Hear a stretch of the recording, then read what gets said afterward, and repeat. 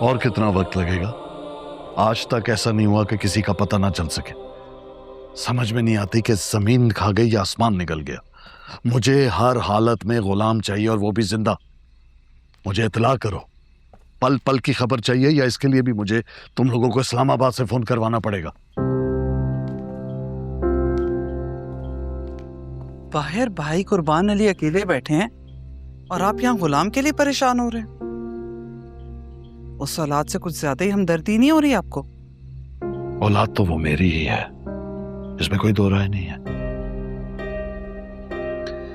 राय तो मैं मांग भी नहीं रही हूँ, सिर्फ इतना ही कहा है कि घर में मेहमान आए हुए हैं, ना आपका पता है ना ही आपके बेटे का। पाशा कहाँ गए? तुम्हारे भाई ने उससे कुछ कहा है, जिसके बाद वो यहाँ से चला गया है। चाय का काम क्या होगा उस गुलाम की माँ के पास? वैसे मेरे भाई के साथ आपका रिश्ता सिर्फ मेरी वजह से नहीं है, अब वो आपका समधी भी लगता है। पाशा का सुसर इसी बात का लिहाज रखा करे। तुम्हारे भाई को भी ये समझना चाहिए कि तल्ख अल्फाज इस्तेमाल करने से पहले वो इस बात को जहन में रखे कि उसकी बेटी अब इस घर की बहू है, और बादशाह की बीवी भी। बादशाह आजकल जिस दौर से गुजर रहा है उसे तुम भी अच्छी तरह जानती हो, और मैं भी। पता नहीं हमारे ही खानदान में ये मोहब्बत का मसला क्यों।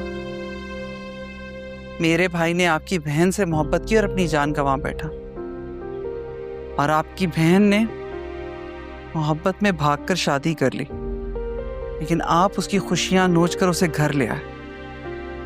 खुशी ठीक ही कहती है, काश कि आपने कह दिया होता कि वो मर गई। आज मेरा बेटा तो ना रुल रहा होता।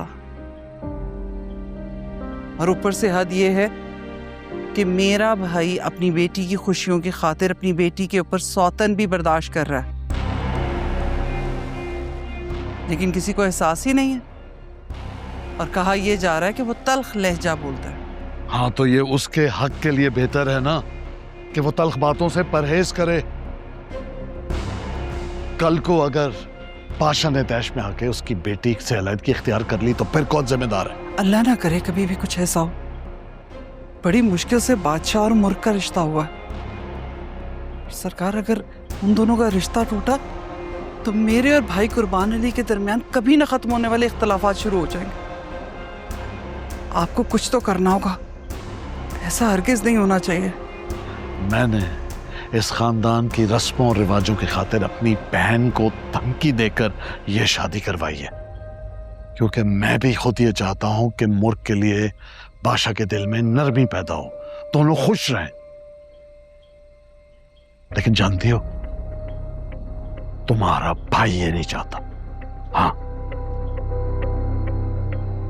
खैर, तुम अपने भाई को समझाओ और उससे कहो कि अपनी जुबान और खुद दोनों पर काबू रखे।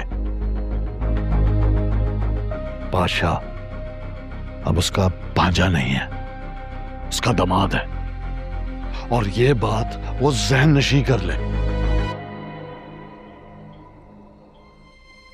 मैं बादशाह को बुलाता हूं, तुम जाओ।